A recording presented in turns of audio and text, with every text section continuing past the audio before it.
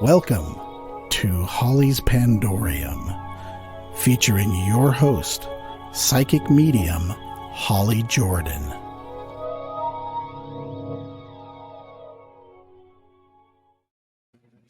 Hey everybody, welcome back. This is Holly from Holly's Pandorium. I have with us today a guest I have not interviewed before. This is Scott Taylor, and Scott Taylor is a Bigfoot or Sasquatch researcher. So I'm very excited to hear what he's been doing and how he got into all of this. So welcome, Scott. I'm so glad to have you here today. Well, thank you, Holly. It's nice to meet you and chat with you today. Yeah, thank you. So I'm just wanting to know, you're in a part of the world where there's a lot of things to do with Bigfoot. You're in Washington, correct? Yes, Washington Okay, State. Yeah. as am I. And we have a reputation here in Washington for being the Bigfoot capital. There's lots of stories. Everybody knows we see them or hear them or whatever. Mm-hmm. And I love to talk to people who actually research Bigfoot because it's a different perspective. It's not just being an experiencer per se, but there's a lot more involved. So can you talk to us a little bit about how you got started in this and maybe share some stories with us today? Sure. Yeah, I had an encounter in 2005, in October 2005, while I was deer hunting. And it kind of turns your world upside down, your worldview. You suddenly realize that this thing that you were ambivalent about or that you thought was, a myth is actually real. I was very frightened at the time, but I've come to learn that comes from inside the person who's afraid, not anything that they did. I coped with the situation by starting to do research, reading stories on websites and getting a few books and reading those. And then I found that the Bigfoot Field Researchers Organization hosts expeditions that people can sign up and go to. And so I did that in August 2006 and just really took to it. Great people, met Matt Moneymaker, met Bob Gimlin, Mel Scahan, some other people who are well known in the Bigfoot world. Right. And just had a great time. And in October, I was asked to become an investigator. And so I really took to that. And I was investigating 2 to 3 reports a month and writing them up and publishing them. And so I was starting to learn by doing that. When you investigate reports, you get the experiences that other people have, and they all provide a little piece of a puzzle to this mystery of what are they. And at this point, I'm working on report number 226. Wow. And I've been on 57 expeditions. Not all BFRO. Some are just BFRO people that get together for a long weekend, but it's still an expedition. You do the same things. Okay. And a lot of field time. Worked a number of what we call a habituation scene, where that's where people live in an area that the Bigfoots are coming around regularly, and they pretty soon realize each other is there, or the people actually realize that the Bigfoots are there because they're always there. And I help them cope with the situation. Some want it to continue, some want it to stop. I can help with either way. But you learn a lot more by those interactions because they're much more personal and they're much more regular. And it's a lot of fun. You find out after a while that these big people are not a wood ape, and they're not an alien. Right. In the context that we think of aliens. They're just a people, and they, it's not in their nature to hurt us, although I'm sure they can if they want to. There's Native American stories about them abducting children and young ladies and that kind of thing, and that may happen, but it doesn't seem to happen around Washington State, at least that I know of. So every interaction I've had with them has been fun and not at all scary, because I'm not afraid of them anymore. And your show goes a little bit into, or goes greatly into the paranormal side. Well, you get into that right from the beginning. For most of the public, the idea of Bigfoots being real or Sasquatches being real, I prefer forest people, is paranormal enough. Right. But once you get into it, if you decide to take this on and start doing the research, and you're going to find out that there's a lot more to them than just chasing around an undiscovered wood ape or a relic hominid or a caveman or something like that. Right. They are much more. They're much smarter. People realize, and they have their own mannerisms and things they do. They have language. They have multiple languages, and it's not a dumb wood ape that can speak multiple languages. Right. And then as you do more research, you start running into these other odd anomalies. Right at the beginning, I think the first one that someone could call paranormal is a feeling of connection with them. If you have an up close personal sighting of them, they connect somehow. And as you gain more and more experience with them, you find out that they themselves are connected with each other. There's a saying that what one knows, they all know. If one knows you, they all know you, or they know who you are. That's interesting. I want to back up for just a second. So this organization that you're a part of, you were saying that you had an experience. Now, how long before, or I should say, how long after your experience did you actually connect with this organization? And are they, I guess, for the listeners and viewers, I just want to explain for a minute what the BFRO is. It's a Bigfoot field organization, but is it kind of like, in a vague way, like MUFON, in that it tries to remain scientific and just research? Or can you kind of explain that a little bit? Yes, it is.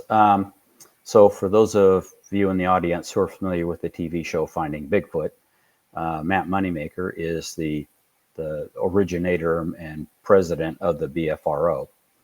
And his chosen demographic is the general public. So they keep it to just what you can see, what you can measure, that kind of thing.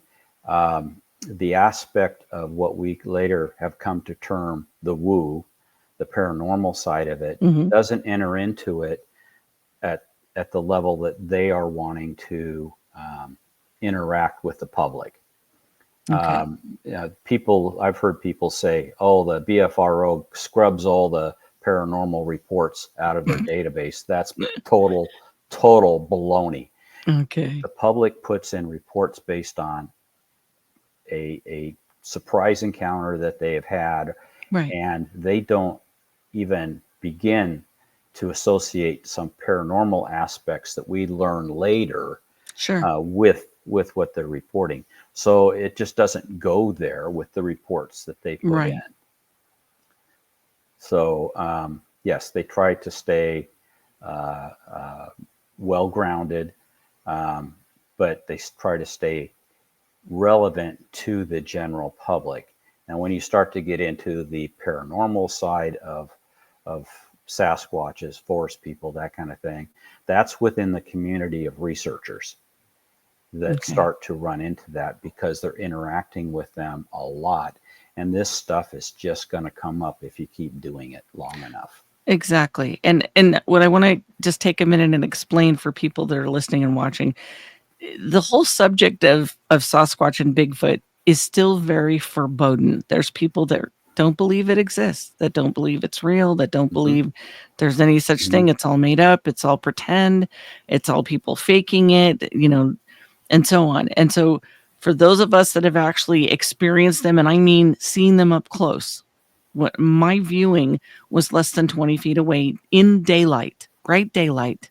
I was 12 years old. There was no mistaking what I was looking at, and I didn't know there was such a thing as a Sasquatch. I had no idea. And there's no doubt in my mind that I know what I saw. There's not a doubt in the world. I have met so many people that have had other experiences that were a lot like mine, and some that are continually interacting with Sasquatch, Bigfoot, whatever you want to call it. And yeah, you'd end up getting a little bit into the woo-woo stuff or the paranormal only because they are not us. They're a little different. So paranormal literally means adjacent to normal. Right. So it's their normal. It's their normal. It's not our normal. So we call it a paranormal. And so if we want to think in terms of here's this fantastical thing in our lives, and maybe you haven't seen one, but give people a chance that have and let them share what's going on. So I love these organizations like the one you're a part of because people need somewhere to go. They need somewhere to talk about, I just saw, I just heard, or I think I saw, or something over here, or this photograph, and wow. And it's a lot to process. It's very overwhelming. So you mentioned your initial response was pretty intense, it sounds like. Are you comfortable sharing a little bit more about that? Oh, yeah, sure. It's perfectly fine. I was just, it was the end of hunting hours and it was still a little bit light, and we were walking out of the area where we were hunting back towards the gate where you could park. It was a no drive-in area. It was walk-in only. And I think it had been observing us the whole afternoon. And then when we started walking out, it just followed along. And at one point, I could smell it.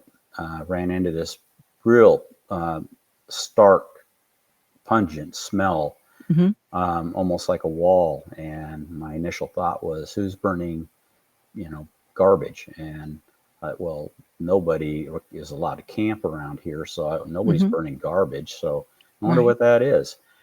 And kept walking, and we were following roughly, the road was following a stream that was on our left as we were walking, and the sun was also on our left.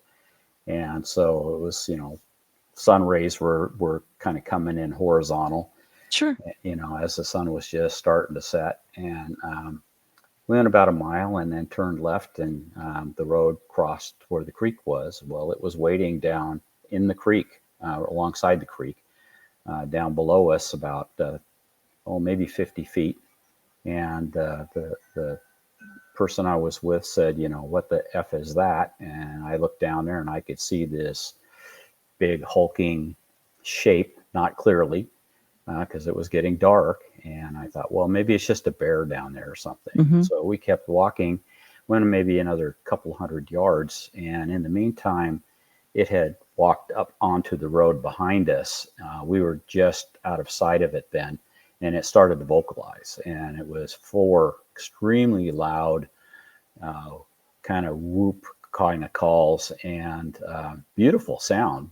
But my mind is now racing. I'm going, what animals are out here that would make that kind of a sound? And it suddenly hit me.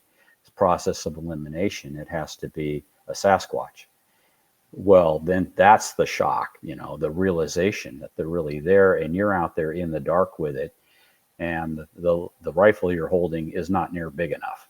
Right. And so we got out of there as quick as we could. I found the BFRO website, found some audio recordings that were the same voice, a different song, but the same voice. And so, I was, for sure, I knew that's what I had encountered. And so I went into work the next day or Monday and was telling everybody about it and getting laughs and giggles and eye rolls and that kind of stuff. Of course. I figured they would believe me because I'm me, and I'm truthful, and everybody knows that. Right. But then over the next week, one by one, people would come up to me and say, well, let me tell you what happened to me. And so I'd get their story. And, that's kind of how actually the research started, is with interviewing these coworkers that had their own encounters. Some of them very upsetting, very close up. And so, my quest to learn was I just wanted to know more. I wanted to know more. And that's part of the connectedness that you have with them. For me, I didn't want to live anywhere where they're not around. So I went on that expedition. I became an investigator. And, one of the things an investigator does is when they interview the witness, they allow the witness to tell their story. They validate that the witness is not crazy. Mm-hmm. They look for the evidence. They evaluate the witness. It's pretty easy to tell when someone's making something up, because when you have one of these encounters, the emotional shock is so overwhelming that a person can't hide their reaction, even when they're retelling the story. Yeah. And then you help them through it. It seems like we become almost more like a counselor in a way, to let them know that it's okay, that this is, teach them what they are and what we know about them, and that they don't have to be afraid of them. And if you find any more, let us know. What we'll do is we'll take their report, we'll gather the evidence that we, a narrative that goes with their narrative. Mm-hmm. And if it's what they call a Class A report, which means an eyeball sighting, like you had a Class A report. Okay. But if you were in that campground and you heard a Bigfoot whooping and screaming and was hearing wood knocks, and then found some footprints somewhere, that would be a Class B. Okay. It's multiple pieces of evidence that say, yeah, that was a Bigfoot that was there. Okay. So it's rewarding to help people learn and understand what it is that they've encountered. But you're going to do more than just follow up on reports. Reports are incidental interactions generally. I saw one cross the road. I was out camping and I saw one staring at us. We were followed. They were whistling at us. Those kind of things. They each put a little piece of the puzzle together, but you're eventually going to run into what we call the habituation scenario. Okay. And you're going to learn a lot more about their actual behavior, how they interact with people. Right. For instance, if I get called to one of those sites, one of the first things I'll do, besides talk to the witness and let them talk it out, let them spill everything that they know. Then I'll start surveying their property and looking around, and I can usually find a place where the Bigfoot has created a little hide where they can observe the family or the people, and then they always leave some sort of evidence of their being there. Oftentimes they'll be trying to communicate with people and people don't realize that it's going on, and they'll do it via stick glyphs, rock stacks, rock patterns, rocks in a perfectly straight line. Mm-hmm. They're communicating. For instance, if you have two big rocks and then maybe one a little bit bigger than the other, and maybe then two or three small rocks, that what they might be telling you is the big rock represents the adult male, the littler big rock represents the female, and that they have 2 or 3 children. Interesting. So I think that's one of the most important parts about this, is that for people that don't understand or that don't have a firm decision. They haven't decided whether they believe in this or not. So your organization is documenting what people are seeing or experiencing. Mm-hmm. And then are you putting together reports? Are you publishing anything to show what your findings are? How can people follow through and see what's going on with your group? Okay, so on the BFRO website, which is www.bfro.net, you can go in there and search around, and you can find a tab for reports recently added. And you can go look at the reports that have been, in the last few months turned in. Not every report that gets turned in gets published. The site has, we're like almost 79,000 reports in there. And of those, probably maybe only a quarter have been published. Mm-hmm. You get such a variety of reports. Some are just not publishable. Some are a mistaken identity. Some are just crazy people. Some are kids that, just want to, spout off and that kind of thing. But by the most part, most of the reports that are there are people genuinely had something happen. Sure. So you can go read those reports. And there's then we do expeditions so the public can go on. And I'm helping organize 2 this year here in Washington State. And we're about full on both. The first one is actually in July. And then the second one is actually earlier. It's in June. But we arranged it second because we filled up the first one and the demand was there. Nice. They're in the similar area, but 2 different sites, places we've used before.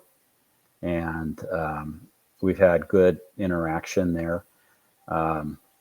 One of the ways that we get good interaction is by creating a camp scene that is pleasing, is intriguing, is fun, is not threatening. People mm-hmm. having a good time talking, singing, playing music. Right.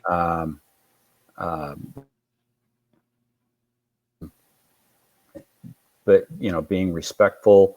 We always leave with the place cleaner than when we got there. If there's any garbage there, we pick it up, we take it with us. That's awesome. And they seem to respect that. We also go out and put the vibe out there, go out and communicate. And I'll do this before every expedition, before the people show up, because we're there usually a day or 2 early. And I'll walk out in the forest and I'll just start talking to them. And I'll tell them who I am and introduce myself and tell them why we're there. And, do they get it? It seems like they do. You can't tell for sure, right. But it seems like they do. Last summer, I did that. And our expedition, we had probably 35 people there. Yeah. We had a young man that brought his bagpipes. And we've really? done that 2 years in a row. He played bagpipes, and that's a sound that's unusual. It's no very Bigfoots unique. Ever yes. hear that. So, wow. We were able to get thermal video of an adult and a juvenile as they were approaching the main base camp. Wow. So the fact that an adult would bring its child with it said they viewed our camp as not being a threat and just something to go look at and see what was going on. Right. So do you have people that go on your trips that don't believe at all? Are they going just to see if it's real, or do you mostly have experiencers coming on these trips? It's mostly experiencers. It's people that have had their own encounter, or they're just so interested in the subject they want to get with people that have done it a lot. Okay. And you go on one of these trips, you're going to get a really thorough Bigfoot 101 course. Okay. And you're gonna get field experience, what to look for, and you're gonna get to talk to a lot of people with a lot of experience. We have we try to keep it ideally like at 15, what we call newbies, first timers. and around 15 or 20 repeaters, because a lot of people they get one shot at it, they want to come back. Sure. And then we'll have maybe a half a dozen BFRO investigators that will come and act as staff and lead the night walks and night sits and the activities during the day. We'll oftentimes have somebody come and do classes. I teach a Bigfoot 101 class, but my friend and brother Mel Scahan, he teaches a really great Bigfoot 101 class, but with the native tribal aspects of it, which is really important. Yeah. The tribal people around the Pacific Northwest, Northern California, actually the whole country, have been dealing with them since time began. Right. And they know what they are. And they talk to them. They know how to do that. It's part of their culture. They just don't share that very often with somebody who's non-tribal. So, having Mel come and tell the story, and having the Native American storytelling style is just amazing. It is so much fun. So much fun. And that's neat. Yeah. So how often do you guys do these trips where you go out and do these, I guess, field expeditions? Is that a good way to refer to them? Yeah. Is that what it is? That's good. Yeah. Okay. We do usually 2 to 3 every year in Washington State, and they do them in Oregon, and they do them in other states all over. And on the BFRO website, there's a tab for expeditions, and you can see all the different states where they have them, and you can go sign up for them through that. Okay.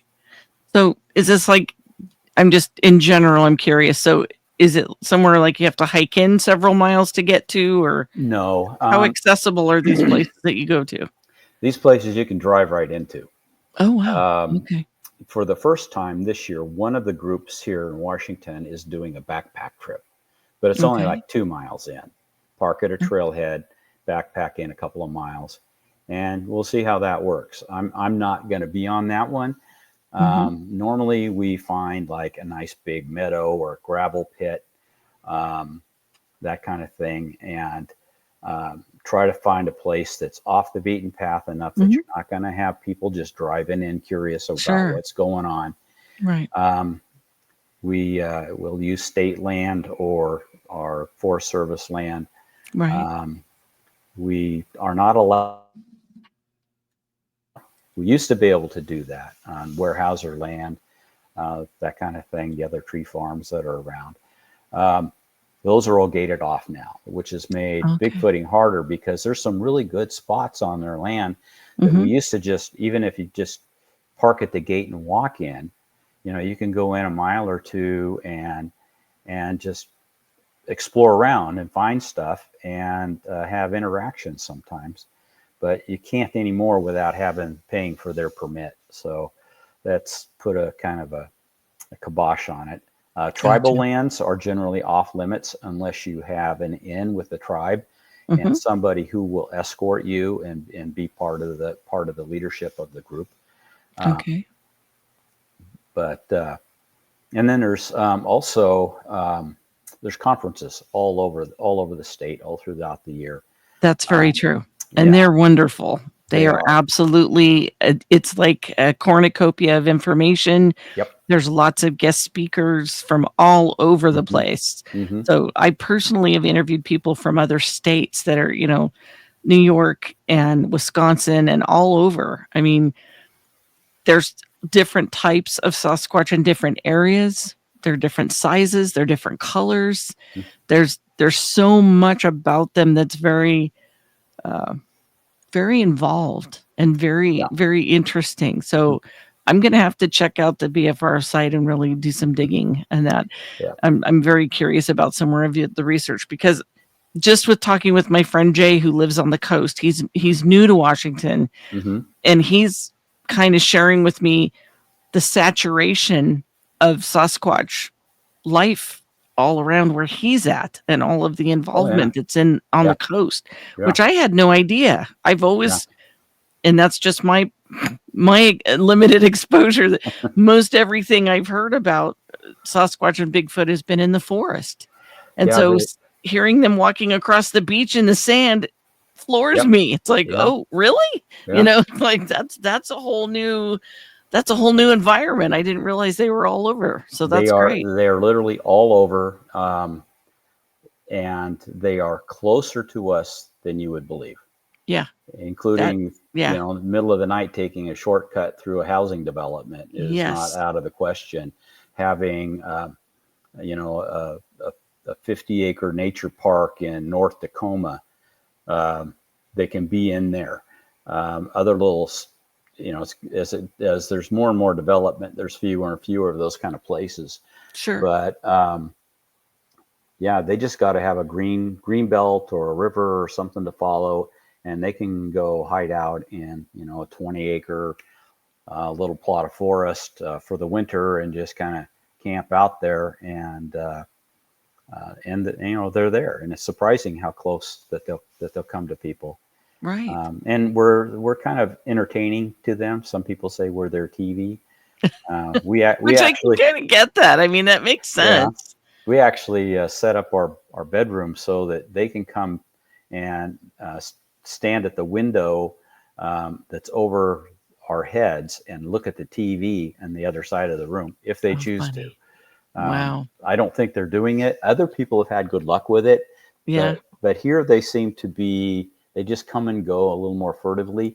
And if you know what to look for, you can tell that they've been there, but they just don't make much of a spectacle of themselves. This is very true. They'll come and leave you some rocks, or rocks will just appear out of nowhere.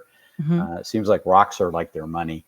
And they, you know, like I said, they use them to make patterns and that kind of thing to communicate different things. They're really OCD about geometry. You know, they, like I said, they have language. They have their own language that sounds like backwards Chinese. Yeah. Reference to Sierra sounds, Ron Moorhead Sierra sounds. If you want a copy of that, you can just go find Ron Moorhead and you can order it directly from him. Nice. Really, really nice guy, good friend. So you've got their language. They all speak the Native American dialect from the area that they're in. The tribes include them in some of their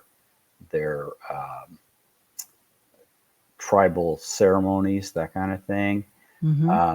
But then, you know, if you want to start talking about the paranormal aspect of it, well, a lot of people think, you know, just that they have language is paranormal enough. But, you know, we can start talking about the paranormal aspects of this if you'd like. Sure.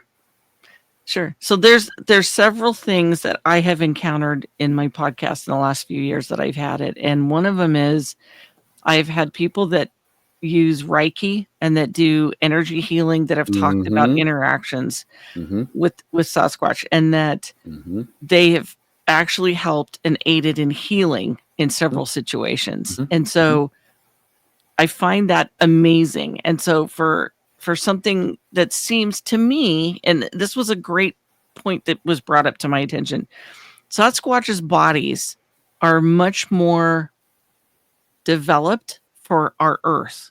They don't sunburn. They're completely covered in fur. They can live outside. They can eat whatever's growing around or living around them.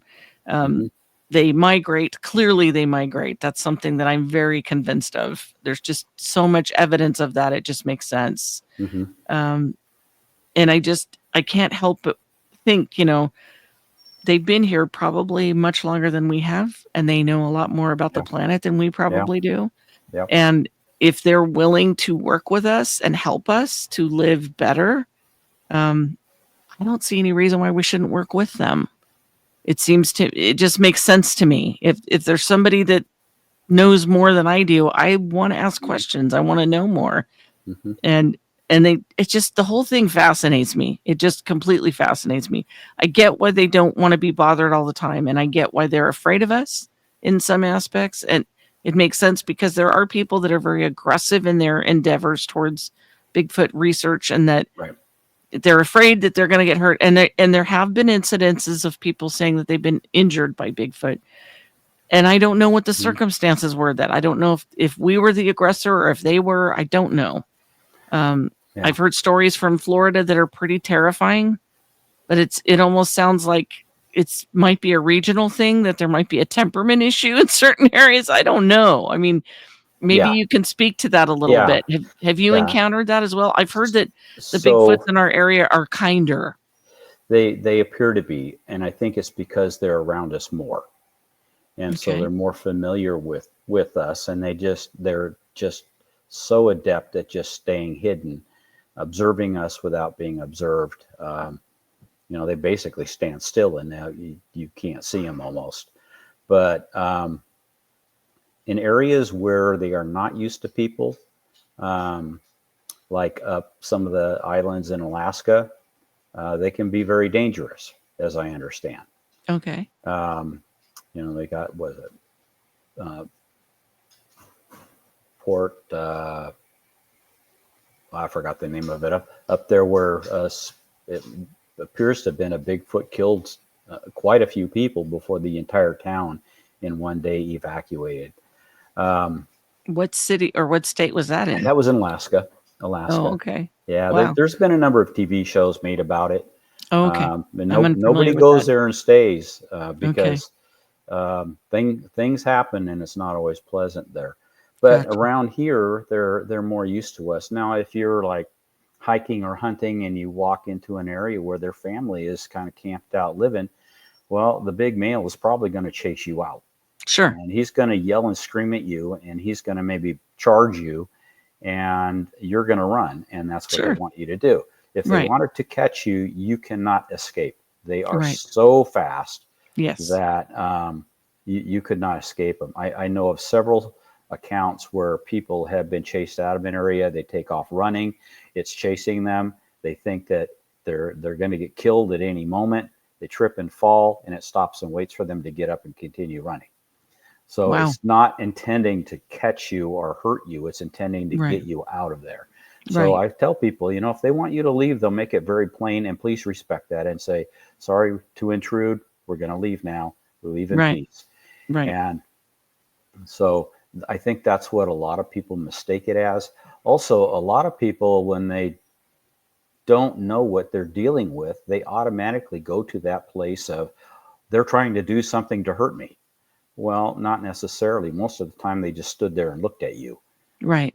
Or peeked at you around a tree or that kind of thing. So yeah, I can understand people having all that fear. But what we try to do is educate people to the point where they're no longer experiencing that fear. Healthy respect, by all means, but an irrational fear, you don't know. They know what a firearm is. They know when you've got a firearm, even if you got it hidden. Yeah.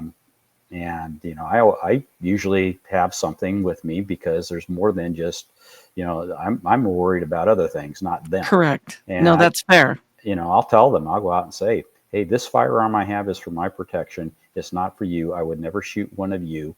Right.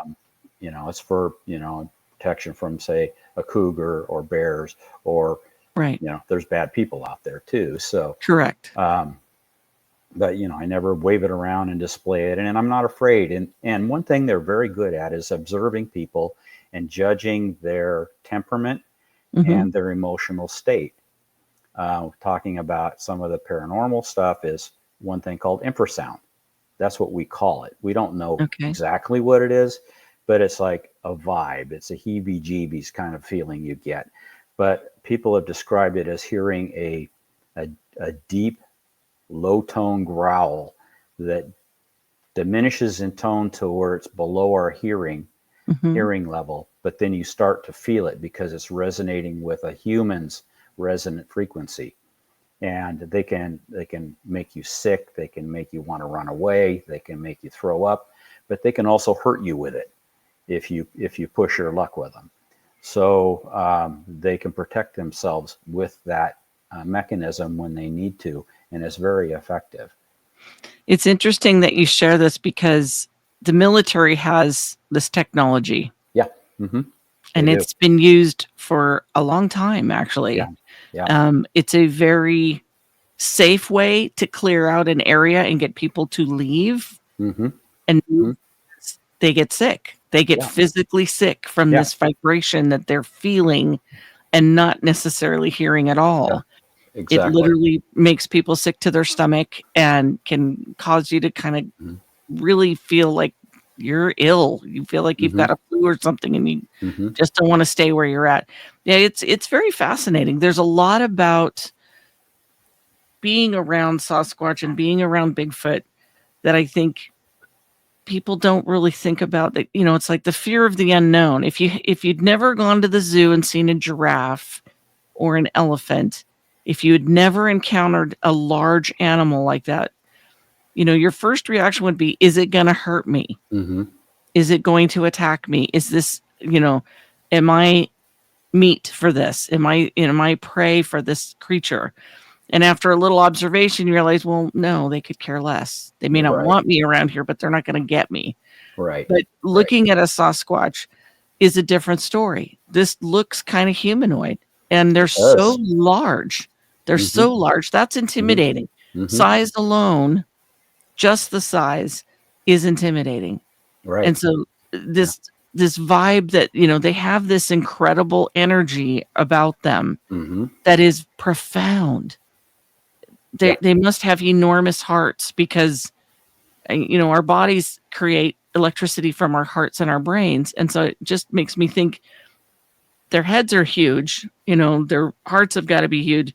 They must generate a lot of electricity, has been my assumption, because Yeah. just being around them, you can't help but notice that Well, feeling.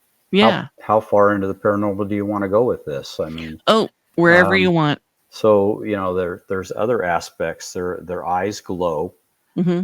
with self-luminescence, and it's Hmm. not like when you shine a flashlight in your dog's eyes and it reflects. Correct. It's self-luminating.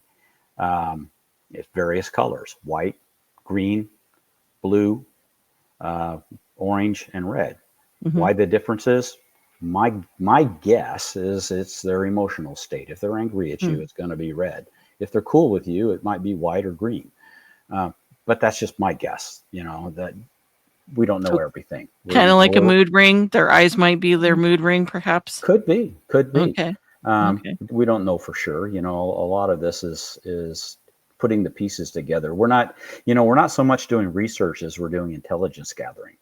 Okay. And we're picking up pieces of information, and after a while all those pieces of information are like a puzzle on your table, and you can start to see what the scene is and understand it. Well, that's kind of how it is with them. Paranormal stuff. So you got your eye glow, you got your infrasound. um, there's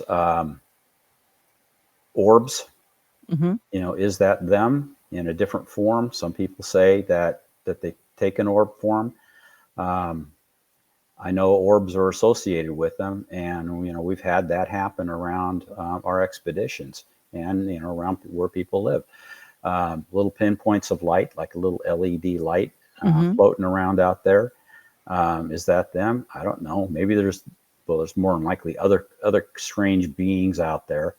Little blue lights go floating, through the fabric of your tent in one side and out the other, without Hmm. leaving a hole. Right. Then there's the mind speak, them able to communicate things. Just they put the thought into your head, or the understanding or the statement into your head of Right. what they want you to know. It might be hello, or it might be like, you got, go home. Yep.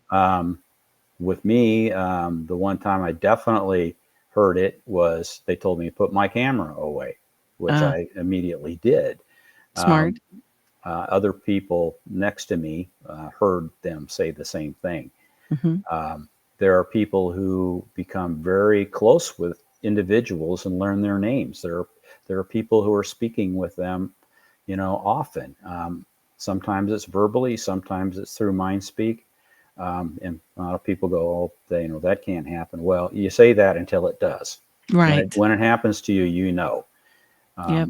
it's like anything. When you are an experiencer, you're a knower, and nobody who wasn't there can tell you what it was that you experienced or saw. Right. So Most people I know at one point or another in their lives have thought about someone and had them call them on the phone. Absolutely. Yeah. How And many so times? I just want to say, telepathy to me is a real thing. I've dealt with it my entire life, and it's happened so many times. I don't discount it anymore, and it doesn't surprise me anymore. I'm still happy to tell someone I was just thinking about you, when they call. Just happened to me yesterday. Yeah. A dear friend that Yeah. I was thinking about called, and I love it when that happens. I don't think that's a bad thing, and I don't see any reason to be afraid of it. It's not like they're getting every single thought in my head, but when I'm thinking about someone, it goes through. And Well, so, if you yeah, think it's about nice. it, they have a much bigger brain than we do.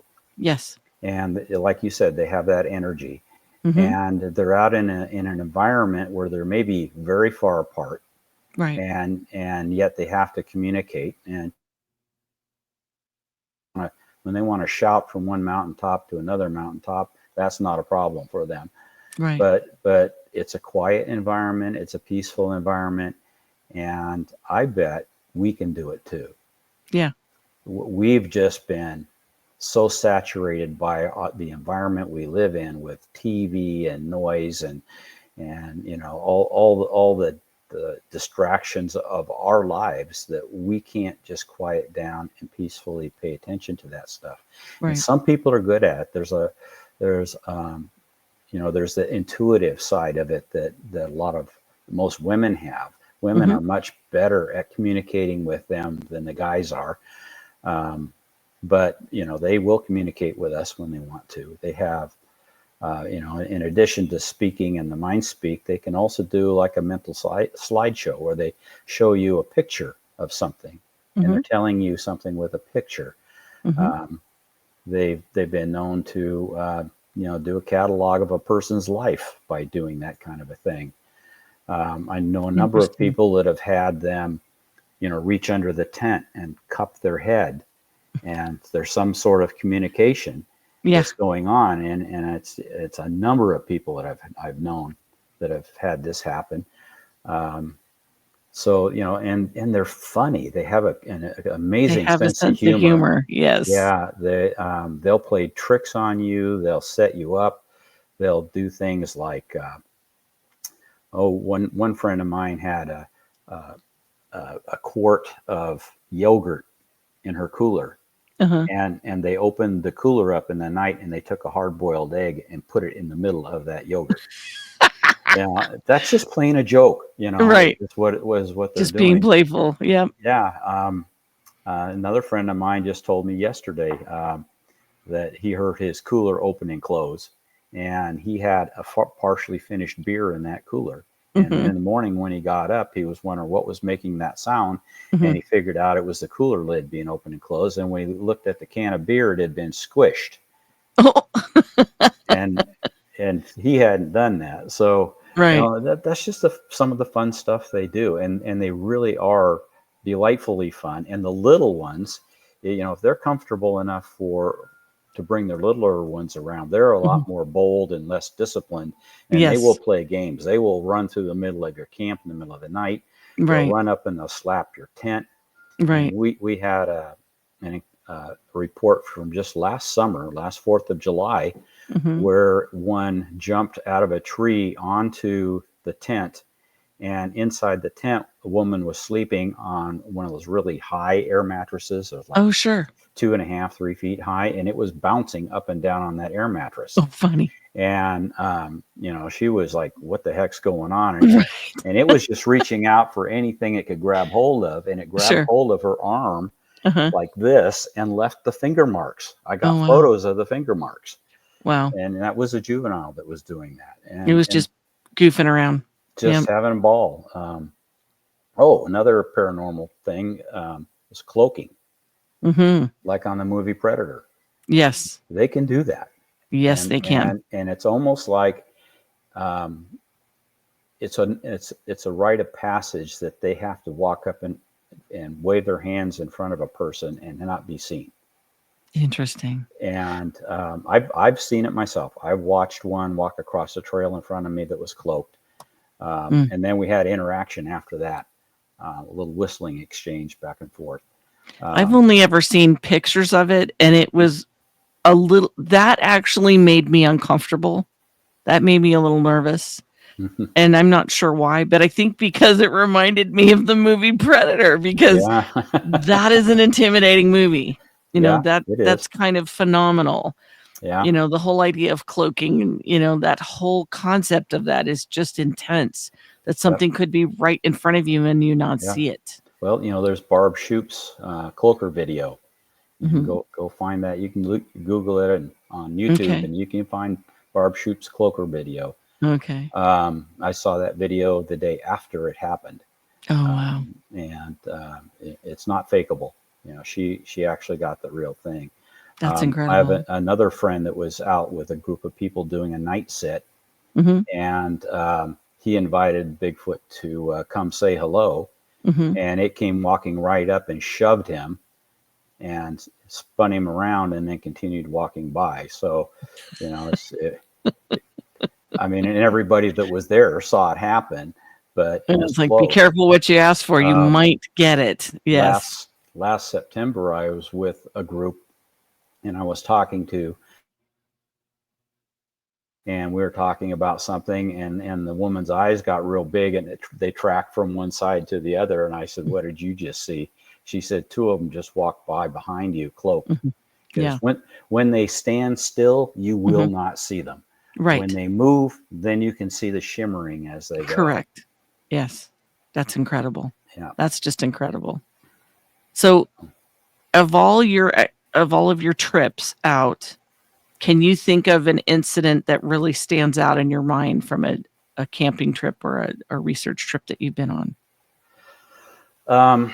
Yeah, my favorite is I took a group from main base camp out to the end of a road. It's 11 of us and me. And we did a night walk, walked out, and sat down at the end of the road, about 1.5 miles away from the main base camp. And we just waited. And one walked down the hill in front of us and stopped and was observing us while we were observing it. And then another one came in from our left. And then a third one came up from behind us. And so, we're all like, oh boy, this is just what we wanted. This is great. Let's see what they do. Right. And we were just going to sit there and see, and take it in and see what they did. And then a woman who was there, she had 3 kids with her. And, she said, "My kids are becoming frightened. Can we leave?" And I'm going, oh, okay, well, let's make a plan. Dang it. So I said, right. I will take the kids and the kids and whoever else wants to go, I'll take them out. The rest of everybody else can stay here and watch and observe and document what they do when I leave with the kids. So we're walking along, and one of them had crawled across the road, belly crawled across the road, and was laying in the grass right along the road. Well, it's dark. This is like 10:30 at night. So it's dark. And it waited until our little group was right up adjacent to it, and then it got up. And it got up on all fours. And when it got up, all it did is it spun around and dove off the side of the hill. It didn't do anything to us, but the fact that it got up within, reaching distance of me, was enough to send everybody into wild screaming and I bet and all that. And so that was probably the most fun one. I bet that was probably mostly because it was so intense and that you were that close to it. Yeah. Yes. But that's not unusual. I'm not alone. There are literally thousands of guys just like me, guys and gals out there doing really good Bigfoot research, learning the same things. And you could take 10 people from Washington State that have been doing it and go sit them across a campfire from some people from Tennessee or Georgia or something, and start comparing notes, and they're doing exactly the same things. A little bit of regional differences, but they do a similar thing. Yeah. So, we're all It's learning incredible. the same stuff. Nobody's got the market cornered on it. Nobody's better than anybody else. True. And one thing that really helps with doing this is stay humble. Don't let your ego get the best of you. Stay humble. Let them teach you, and they will teach you. Those are very wise words. Honestly, I feel like that's the most important takeaway I think people should have from that, because it isn't like they select one person to be their spokesperson. They are communicating with a lot of people, a lot of men and women all over. And so I think that's a very realistic point to make. I'm glad that you said that, Scott, because I think that's one of the other things that people need to realize is it's not exclusive. No. Mm-mm. If you are respectful, they will be respectful to you. If you've gone somewhere, and it only makes sense, if someone walked into your living room where you lived without your consent, without your permission, you might be pissed off. Oh, yeah. You might not respond very politely. And so it makes sense. Any much as any other animal would not appreciate us walking around where they live. Right. Whether it's a deer or a cougar or whatever. That's their living room. That's where they live. Trail cameras generally don't work. There's been a few people that have managed to, by luck, get a little something. I've got one photo a friend got that has 5 Bigfoot in it, clearly. Oh, my goodness. But they were trying to obscure the camera. But this is what I tell people. If you have new neighbors that move in on the house down the road from you, are you going to get to know them better by sneaking in their house and putting a trail camera in their living room, or by taking them a tray of cookies and knocking on the door and introducing yourself? Right. Exactly. So you're going to get further with Bigfoots by taking them a tray of cookies or peanut butter and jelly sandwiches, or apples or something like that. Then you. Yeah. The ones in my area love apples and berries. That's one of their favorites. They like fruit a lot. And my friends in other states have found toys are very useful. Glow in the dark sticks from the dollar store are very well received for trading. And I love that they like to trade. They're very, very generous. Yeah. And if you leave something out and they leave you something, take it. Because if you leave it there, that says the trade's no good. Yeah. So go ahead. Good and advice. Take it. They're just fun. I just love them. They are. They're amazing. I appreciate you coming on today so much, Scott. I really appreciate it. We could talk for hours. If it's okay, I think I'd like to have you come back in a few months and let's update and talk about some more of the research you've done. Sure. Because it's an endless subject. We could go on and on forever. There's a lot to it, for sure. Yes. So definitely for those listening and watching. So Scott has an email. If you are someone who's just listening on the radio or one of my other platforms, you can reach him at Scott Taylor, SCOTTTAYLOR, altogether, no spaces, .BFRO at yahoo.com. That's his direct email. And then can you please give us the website again for BFRO for people to reach? Sure. www.bfro.net. Really awesome. Simple. That's wonderful. Thank you again, Scott. This is Holly from Holly's Pandorium saying thank you all for listening and watching. Thank you all. And as my dear friend Jay says, please hit the like button. Please share. And definitely come back again. Come see what else we're doing. There's going to be more good episodes coming soon. This is Holly saying thank you very much. And thank you to Scott. And we'll see you again soon. We'll see you again. You take care.